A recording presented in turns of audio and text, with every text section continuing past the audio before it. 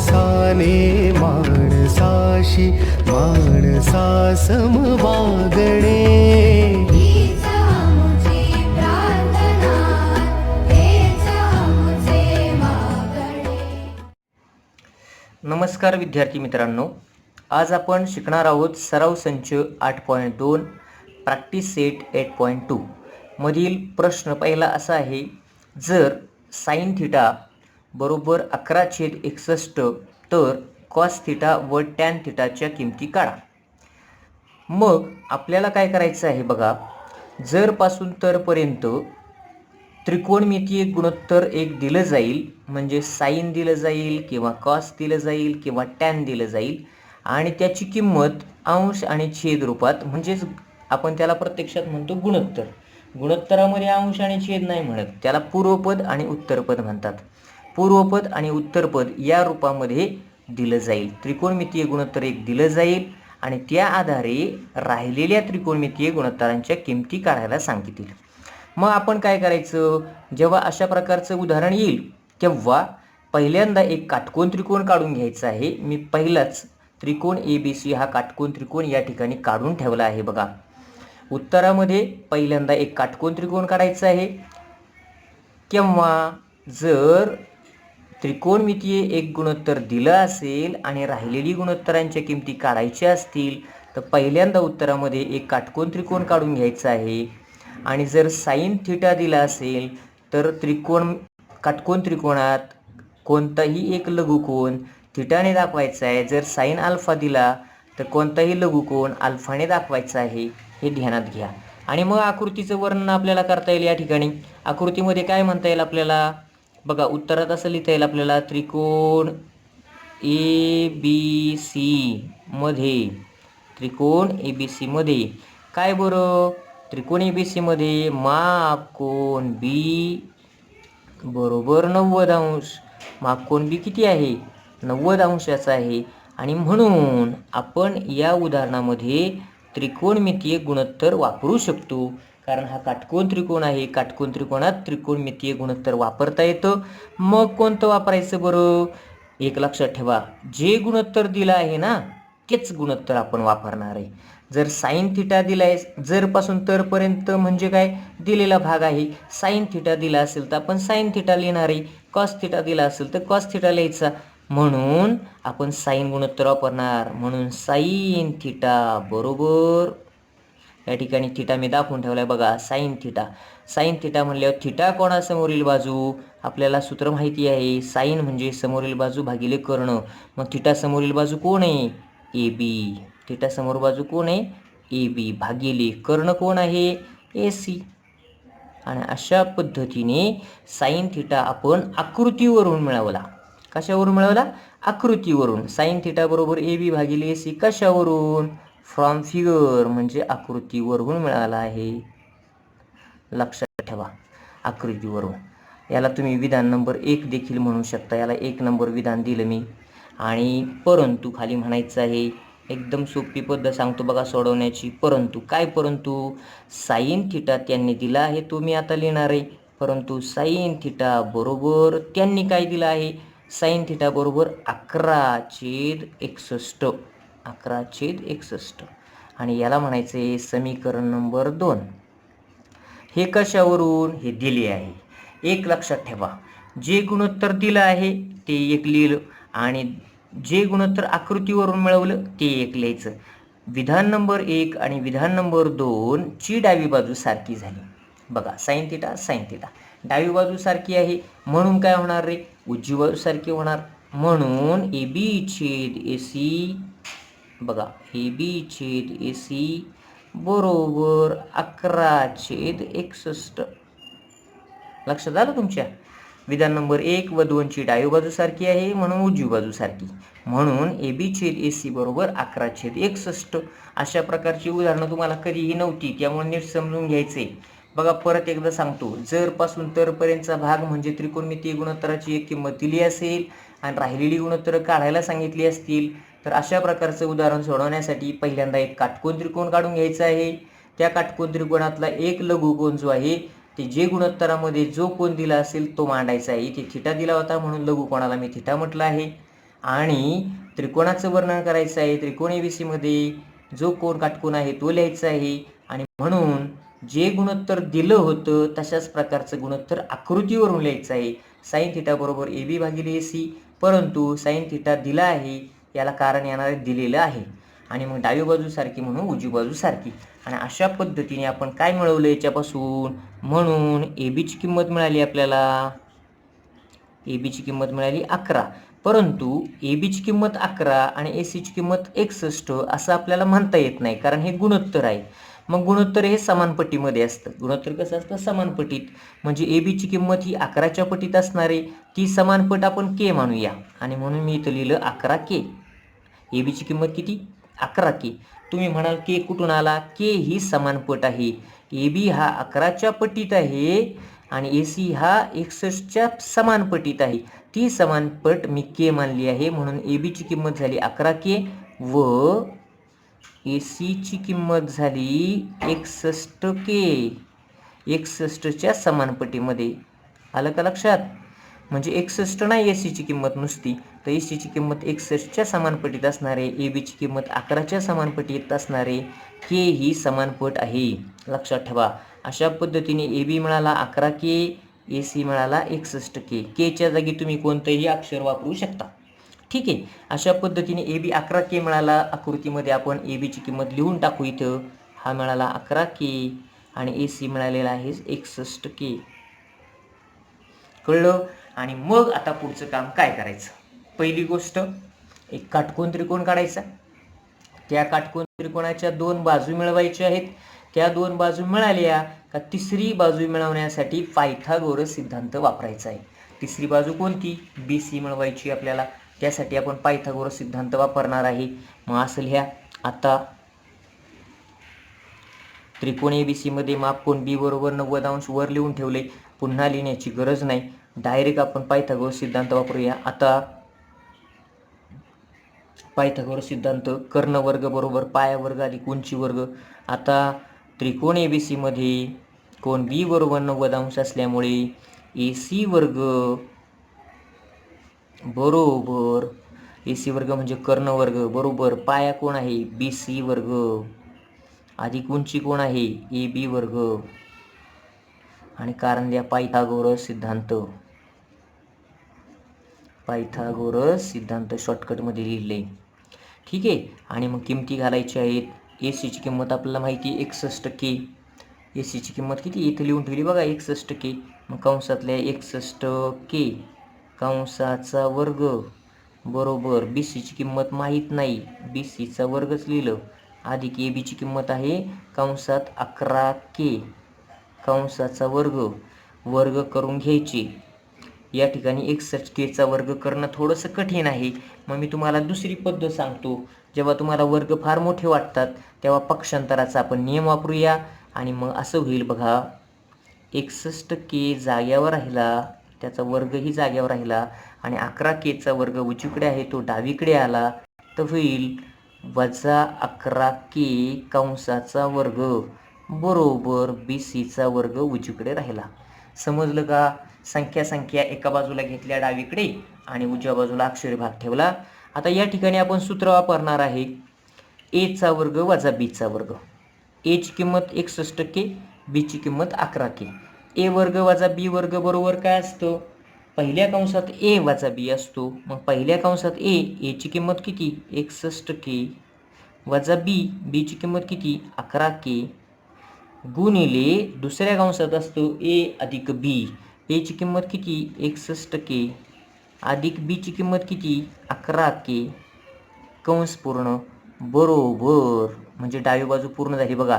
A वर्ग वजा B वर्ग सूत्र वापरला, पण A वर्ग वजा B वर्गचे अवयव असतात A वजा B गुणिले A अधिक B. सूत्र पाठ करून ठेवा. उजवी बाजू आहे तशी लिहिली BC वर्ग. या ठिकाणी मी सूत्र लिहून ठेवतो, कारण A वर्ग वजा B वर्ग बरोबर पहिल्या कंसात A वजा B गुणिले दुसऱ्या कंसात A अधिक B हे सूत्र वापरलं आहे. समजलं का? मग आता पुढे काय होते बघूया. म्हणून 61K मधून 11K गेले, सजातीय पद आहे. 61 मधून 11 गेला, राहिला 50. किती राहिला 50 के आणि दुसऱ्या कंसामध्ये 61 मध्ये 11 के मिळवायचा आहे. 61 के मध्ये 11 के मिळवला तर तो झाला 72 के. किती आला? 72 के. बरोबर. आणि BC वर्ग बरोबर BC वर्ग. समजलं? अशा पद्धतीने आपण अवयव पाडले आहेत. कळलं का नाही कळलं? आणि मग पुढे काय होईल बघा, आपल्याला 50 आणि 72 यांचे देखील अवयव पाडायचे आहे. के दोघांमध्ये के गुणिले के काय होणार आहे? केचा वर्ग होणार. के गुणिले के काय होणार? केचा वर्ग. पण या ठिकाणी मी 50ची फोड करतो बघा. 50ची फोड आपल्याला अशी लिहिता येईल 25 गुणिले 2 म्हणजे 50. 25 गुणिले 2 म्हणजे 50 झालं. हे लिहिलं. त्यानंतर गुणिले 72 म्हणजे काय? 2 गुणिले 36. 36 गुणिले 72 आणि गुणिले के म्हणजे केचा वर्ग लिहिलं तरी चालेल. के गुणिले के काय झाला? केचा वर्ग बरोबर BCचा वर्ग. समजलं का हे तुम्हाला? के गुणिले के शेवटी लिहिला आहे बघा केचा वर्ग. 50ची फोड केलेली आहे 25 गुणिले 2 गुणिले 72ची फोड केली 2 गुणिले 36 गुणिले केचा वर्ग बरोबर BC वर्ग. आता तुम्हाला प्रश्न पडला असेल अशी फोड का केली? बघा, 50च्या जागी 25 गुणिले 2 का लिहिला? तर 50चे वर्गमूळ मला काढायचे आहे, परंतु वर्गमूळ 50चे डायरेक्ट काढता येत नाही. 50 ही पूर्ण वर्ग संख्या नाही आहे, कंप्लीट स्क्वेअर नाही आहे, म्हणून त्याला आपण कंप्लीट स्क्वेअरच्या रूपामध्ये रूपांतरित केलं आहे. 50चे असे दोन अवयव पाडायचे की एक अवयव हा मूळ संख्या असला पाहिजे आणि दुसरा अवयव हा पूर्ण वर्ग संख्या असला पाहिजे. 2 ही मूळ संख्या आहे, 25 हा पूर्ण वर्ग आहे. 72चे देखील असे दोन अवयव पाडायचे आहे की एक मूळ संख्या असली पाहिजे, 2 ही मूळ संख्या आहे आणि एक अवयव हा पूर्ण वर्ग संख्या असला पाहिजे. 36 ही पूर्ण वर्ग संख्या असली पाहिजे. ठीक आहे, आहेच आहे ती. समजलं का? आणि मग आता दोन्ही बाजूंचे वर्गमूळ घेऊ. दोन्ही बाजूचे काय करूया? वर्गमूळ घेऊया. 25चे वर्गमूळ 5 गुणिले 2 दुने 4, 4चे वर्गमूळ 2 गुणिले 36चे वर्गमूळ 6 गुणिले केच्या वर्गाचे वर्गमूळ के आणि बरोबर BCच्या वर्गाचे वर्गमूळ BC. इथे कारण द्या, वर्गमूळ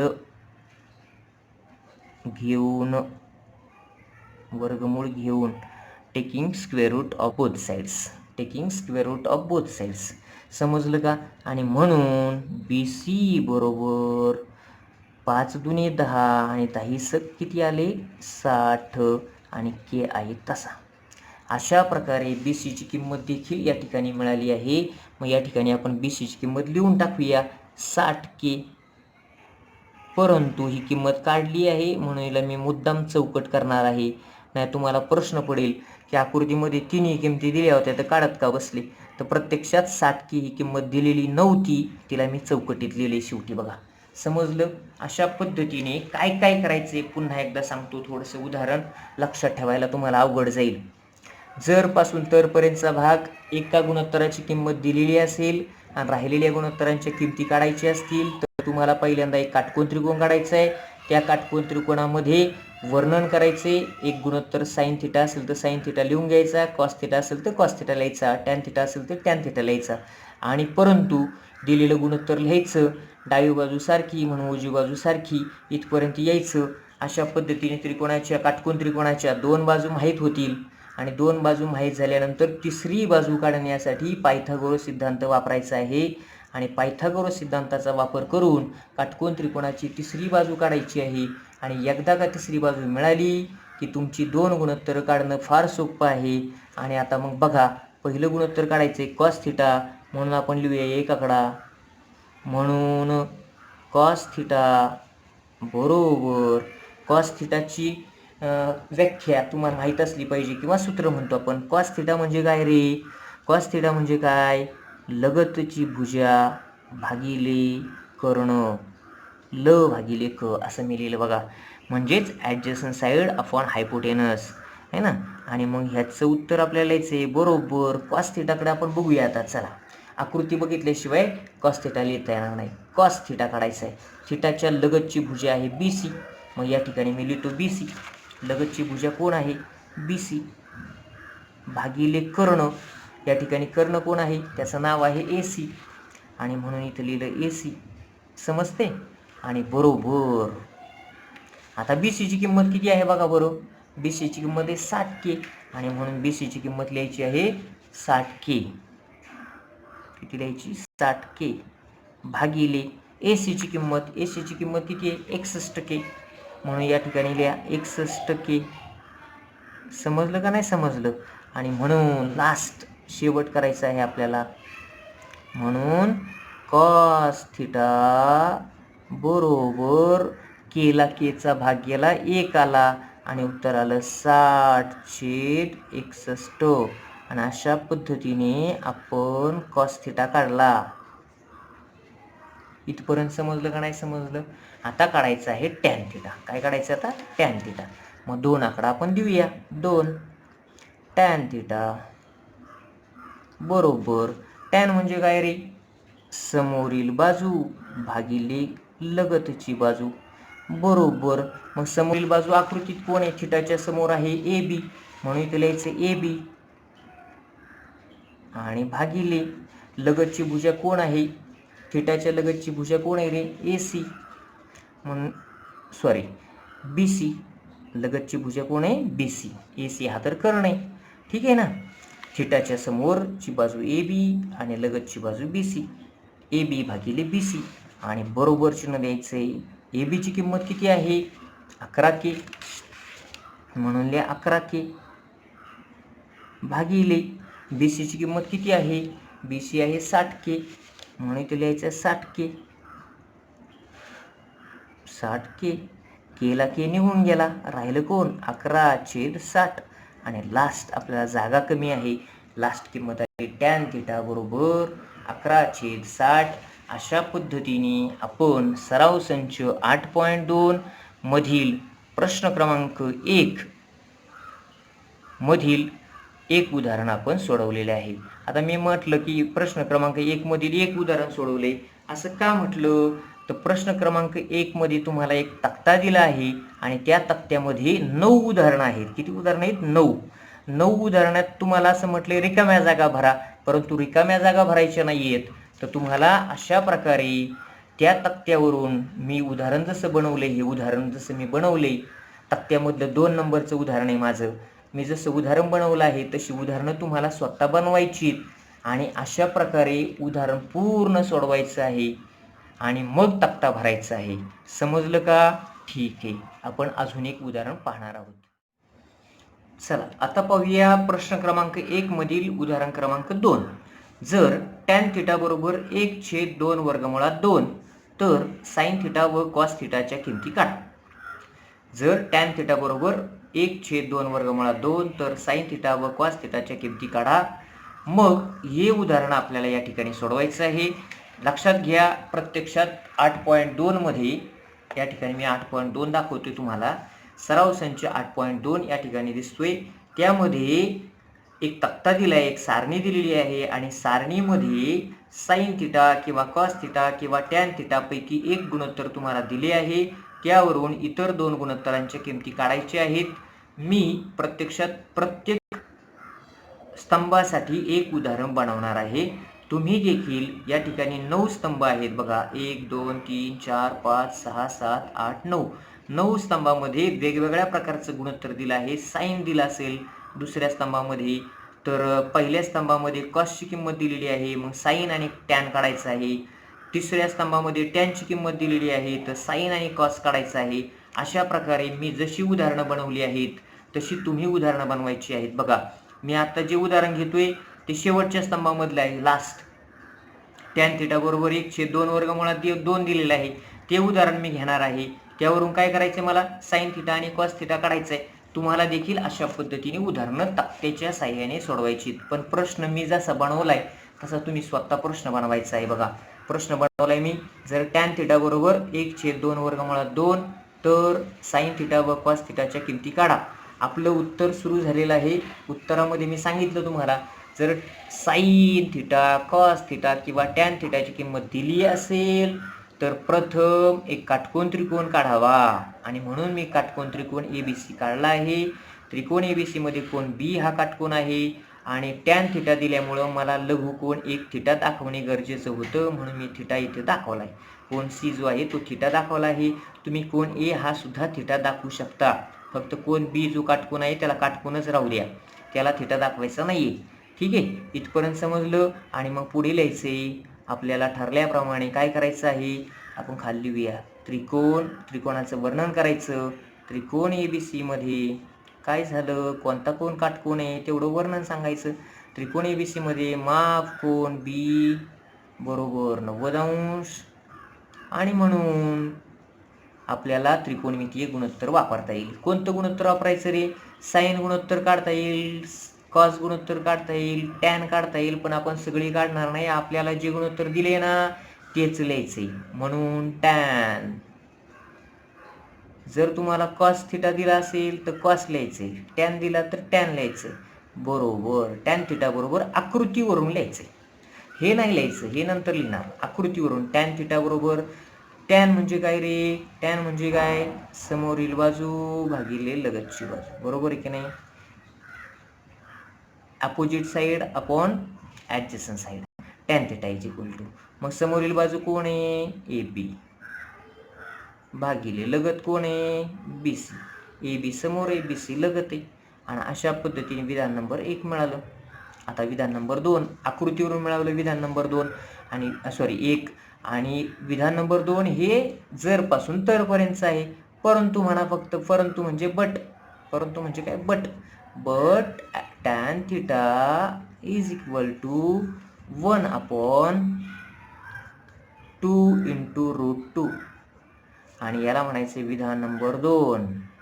विधान नंबर 1 आणि विधान नंबर 2 ची डावी बाजू सारखी आहे, टॅन थिटा म्हणून उजवी बाजू सारखी. आणि हेच आपल्याला लक्षात ठेवायचे, म्हणून AB/BC बरोबर 1/2 वर्गमुळात 2. समजलं का नाही समजलं? याचा अर्थ AB आणि BCच्या किमती 1 आणि 2 वर्गमुळात 2च्या समान पटीत असणार है ना. आणि मग ती समानपट K मानायची, आणि म्हणून AB बरोबर 1K.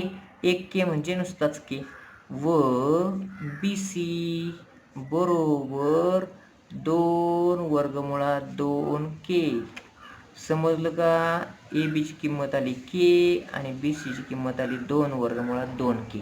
ह्या किमती काटकोन त्रिकोणात लिहायच्या आहेत. ABच्या जागी लिहिणार आहे आपण K आणि BCच्या जागी लिहिणार आहे 2 वर्गमुळात 2K. आणि मग अशा पद्धतीने काटकोन त्रिकोणाच्या 2 किमती मिळाल्या. काटकोन त्रिकोणाच्या 2 किमती मिळाल्या म्हणजे 2 बाजू मिळाल्या. मग तिसरी बाजू आपल्याला काढायला पाहिजे. तिसरी बाजू कोणती आहे? AC. त्यासाठी पायथागोरस सिद्धांत वापरायचा. आता त्रिकोण ABC मध्ये कोन B बरोबर 90 अंश, म्हणून पायथागोरस सिद्धांतानुसार कर्ण कोण आहे? ACचा वर्ग. कर्ण वर्ग बरोबर पाया वर्ग अधिक उंची. पाया कोण आहे? BC वर्ग अधिक उंची कोण आहे? AB वर्ग. कारण काय? पायथागोरस सिद्धांत, पायथागोरस थेरम. आणि अशा पद्धतीने पायथागोरस थेरममध्ये किमती आपल्याला पुटअप करायच्यात. फक्त ACची किंमत माहीत नाही, ACचा वर्ग काढायचा आहे, बरोबर BCची किंमत माहिती आहे 2 वर्गमुळात 2K. हे सर्व कंसात लिहायचं आणि कंसाचा वर्ग करायचा, अधिक ABची किंमत आहे रे K. Kला कंस नाही केला तरी चालेल, पण पद्धतीनुसार Kचा वर्ग कंसात लिहूया, Kचा वर्ग. समजलं का नाही समजलं? म्हणून AC वर्ग बरोबर, आता सरळ आहे बघा, इथे पक्षांतर करण्याची गरज नाही. संख्या एका बाजूला आहेत, अक्षरी भाग एका बाजूला आहे. मगाच्या उदाहरणामध्ये पक्षांतर करून वजाबाकी आली होती, A वर्ग वजा B वर्ग सूत्र वापरलं, पण इथे तशी गरज नाही. आपण कंसाचा वर्ग करूया. 2चा वर्ग होतो 4 बरोबर, आणि वर्गमुळात 2 जो आहे मध्ये चिन्ह गुणिले, वर्गमुळात 2चा वर्ग होणार वर्गमुळात 4. मी मुद्दाम लिहितोय म्हणजे तुम्हाला समजेल. वर्गमुळात 4 आणि Kचा वर्ग होईल Kच्या डोक्यावर 2 अधिक Kचा वर्ग. समजलं का नाही समजलं? बरोबर 4 गुणिले 4चे वर्गमूळ किती? 2 आणि गुणिले केचा वर्ग अधिक केचा वर्ग बरोबर 4 दुने 8 केचा वर्ग अधिक केचा वर्ग. बघा सगळं व्यवस्थित मांडलं आहे समजण्यासाठी. मग 8 केचा वर्ग अधिक केचा वर्ग सजातीय पदी आहे. बेरीज होणार 8 आणि 1 9 होणार. 8 केचा वर्ग अधिक 1 केचा वर्ग 8 आणि 1 9 झाला 9 केचा वर्ग. आणि डावी बाजू आहे तशी म्हणून AC वर्ग बरोबर त्याला बाणाने दाखवलं तरी चालतं खाली. म्हणून AC वर्ग बरोबर 9 केचा वर्ग. ठरल्यानुसार दोन्ही बाजूचे वर्गमूळ घेऊया. ACच्या वर्गाचे वर्गमूळ AC आलं बरोबर 9चे वर्गमूळ आलं 3. केच्या वर्गाचे वर्गमूळ आलं K. आणि कारण द्या कशावरून दोन्ही बाजूंचे वर्गमूळ घेऊन किंवा नुसतं लिहा वर्गमूळ घेऊन. समजलं. अशा पद्धतीने आपण ACची किंमत काढलेली आहे. थोडक्यात काय काटकोन त्रिकोणात 3 बाजू पैकी 2 बाजू दिलेल्या असतात. तिसरी बाजू काढायची. मग ACची किंमत आपण या ठिकाणी लिहिणार आहे 3K. आणि ती चौकटीत लिहायची असं मी सांगितले कारण ती आपण नंतर मिळवलेली आहे. जी चौकटीत लिहिली ती नंतर मिळवली आणि ज्या बिन चौकटीत आहेत त्या आधीच दिल्या होत्या. आणि आता आपल्याला काय करायचं रे साईन थिटा काढायचा आहे. प्रश्नामध्ये काय लिहिले साईन थिटा कॉस थिटा काढा. आपण एक एक करून टाकू ना. साईन थिटा म्हणून एक आकडा साईन थिटा बरोबर साईन म्हणजे काय रे समोरील बाजू भागिले कर्ण बरोबर समोरील बाजू कोणती आहे थिटाच्या. इथे बघा आकृतीत थिटाच्या समोर बाजू AB म्हणून या ठिकाणी मी AB लिहिणार. AB भागिले कर्ण कोण आहे AC. कर्ण कोण आहे AC बरोबर ABची किंमत आहे किती. ABची किंमत दिसते K आहे बघा K. मग इथे मी लिहिणार आहे ABची किंमत किती लिहिणार मी K लिहिणार. आणि ACची किंमत 3K आहे. ACची किंमत काढून घेतली बघा मग अशी आपण 3K इथे दिसते. ACची किंमत 3K इथे टाकली 3K आणि Kला Kचा भाग केला मग राहिला अंशस्थानी 1 कारण Kचा सहगुणक 1 आहे आणि भागिले 3. अशा पद्धतीने साईन थिटाची किंमत आलेली आहे 1/3. आणि पुढे दुसरा आकडा आहे कॉस थिटा. कॉस थिटा बरोबर कॉस थिटा म्हणजे काय रे लगतची भुजा भागिले कर्ण बरोबर. लगतची भुजा कोण आहे थिटाच्या लगतची भुजा बघा थिटा इथे लगतची भुजा कोण आहे BC. लगतची भुजा कोण आहे BC भागिले कर्ण कोण आहे AC. कळलं. आणि मग BCची किंमत किती आहे बरं या ठिकाणी BC लिहून ठेवलाय बघा. BCची किंमत किती 2 वर्गमुळात 2K. BCची किंमत आहे 2 वर्गमुळात 2K आणि त्याला भागिले ACची किंमत आहे 3K. मग काय होणार Kला K निघून गेला राहील काय 2 वर्गमुळात 2/3. अशा पद्धतीने कॉस थिटाची देखील आपण किंमत काढलेली आहे. साईन थिटाची किंमत आली 1/3. कॉस थिटाची किंमत आली 2 वर्गमुळात 2/3. अशा पद्धतीने तुम्हाला सराव संच 8.2 मधील तक्ता कशा पद्धतीने भरायचा आहे हे मी वर्णन करून सांगितलेले आहे. तक्ता बनवत नका बसू. त्यापेक्षा 9 जे स्तंभ आहेत ते 9 स्तंभाची 9 उदाहरणं करायची आहेत आणि मी त्याच्या पद्धतीने सोडवली आहेत. त्या पद्धतीने सोडवायचा प्रयत्न करायचा आहे. ठीक आहे. ओके. धन्यवाद.